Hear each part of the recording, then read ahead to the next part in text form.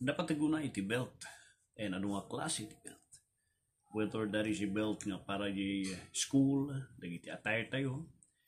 Whether that is a belt for dagiti fitness, di gym, dagiti weightlifting belt, or probably dagiti belt nga kung tayo nga usaran iti dagiti agtatrabaho for their specific na trabaho da.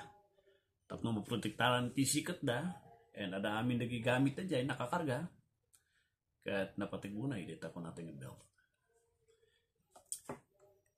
The same thing, iti sangwanan iti Diyos.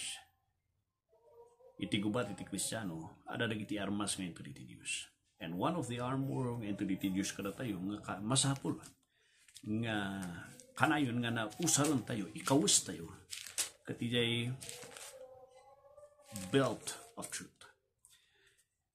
Laglagi po nyo nga, iti po na isurat na ito, kat it was the time nga, iti sitwasyon, dagiti tatawi di, kat it was very visible nga makikita na dagiti soldado di. And one of the sirimento diti Diyos ka na Apostol Pablo, in refer na dagiti amin nga weapons and dagiti protective gears iti soldado di, in arig na iti spiritual life tayo. That is the analogy. Di panangi di may isang object kat ikam iti kapapanan na kada tayo tatanga panawan. Di panawon da. Tapno nalaklaka nga maawatan dagiti agdengdengag idi. Isuti aramidan tayo tata. It is analogy. For some people, I see dagiti na mga agdengdengag. Di panakita na kat istorya puto-puto lang. But what we are doing kat we are using analogy, dagiti objects around us, they surrounding us, kung dagiti kanan nga makikita tayo. And ito tayo iti mabalingan nalaklaka nga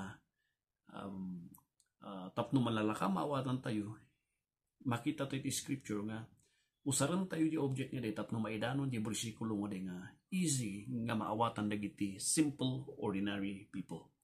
So that is what we are doing iti records tayo. So nga for people nga handa nga amo itiwagas iti Bible in the presentation. For even ni Jesus kasi itiwagas na, he uses the branch, iti sanga, dagiti lilis, dagiti bilit, istorya putputo ti panangkita da. But that is how kasjay ti kasta nga panangiwaras to the simple people, idanon tayo, we make as much as possible simple iti so ti Diyos tapno nalaka nga maawatan ti kaduan. So nga kunak na hangkwa mo na nasanay dagamin dagi wagas tata nga debate nga wagas dagiti dadu mga leaders tata dagiti amutay dagiti kasta nga mga awis ti membro da kat diskurso lablaban ti debate.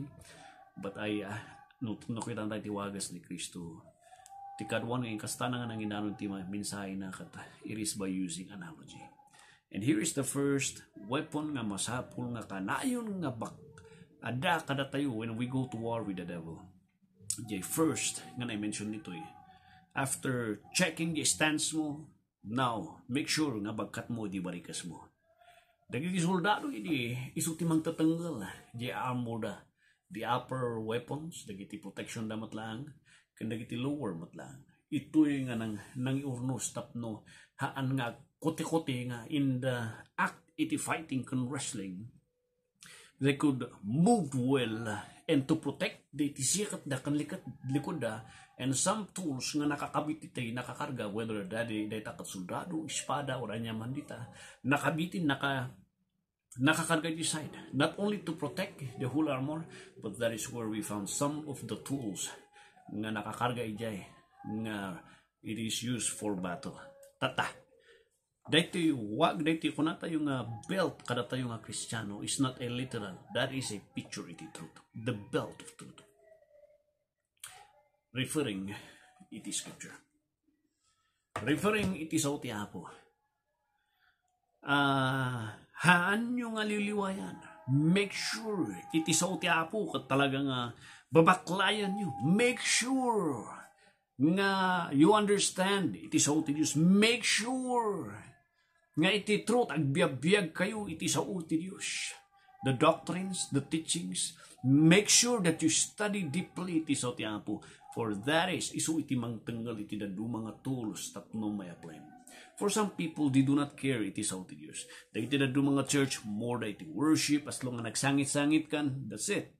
But iti sao ti Apo, when you try to study the scripture, sobra una iti importansya iti sao ti Diyos. In the reviving iti church, in the reformation iti anak iti Diyos, nga agsubrida kanyana, the Old Testament, iti Jerusalem, not only the structure iti the Jerusalem walls, but after the there was a whole day preaching that every people could anayjay. And even the time the Reformation, and every time the chimpo iti revival iti 1600s, ngana iti 1800s, there you can find iti importansya kan lugar iti truth iti sa Diyos.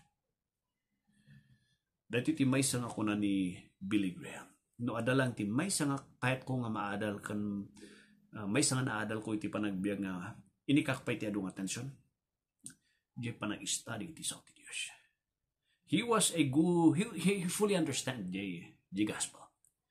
But as to the theology, the deeper study iti Diyos, he admits nga kurang ni Billy Graham.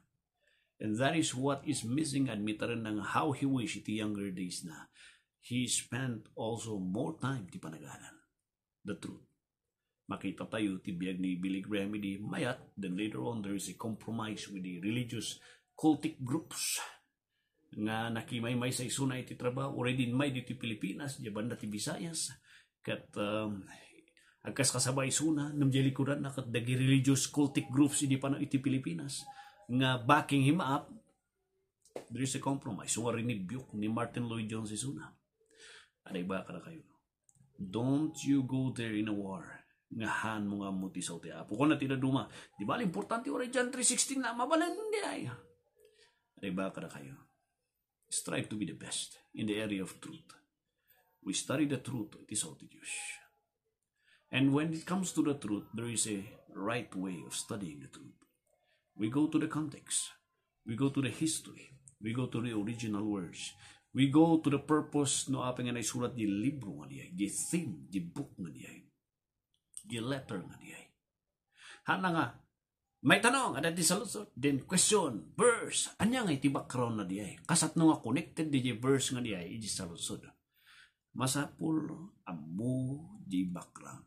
Iso ti aramidan tayo, iso nga, hanak lang agi baga di verse, a little bit introduction, kasto iti sitwasyon iti chimpo nga diay, so nga naisurat na iti nga verse. That is the proper way.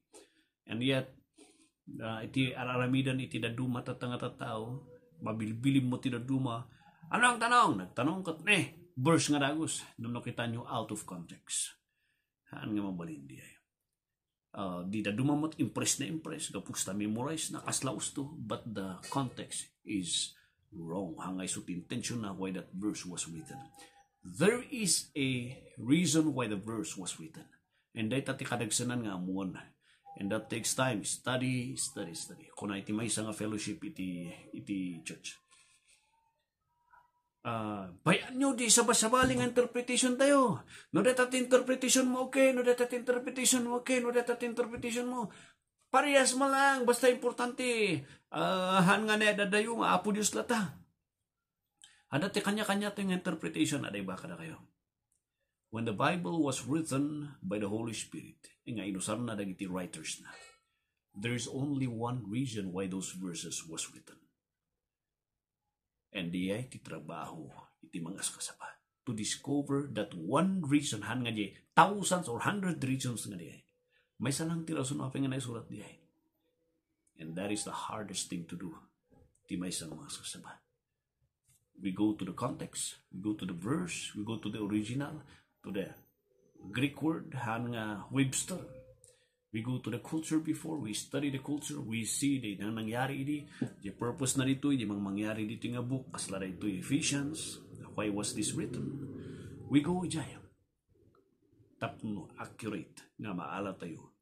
The one interpretation the Holy Spirit, why He wrote the verse. So kasjay kadagsan iti sa Diyos. Han nga kanya-kanya diay. Han nga kanya-kanya. Alright? So, my brothers, in a war, wear, shoot you the belt of truth. God bless you.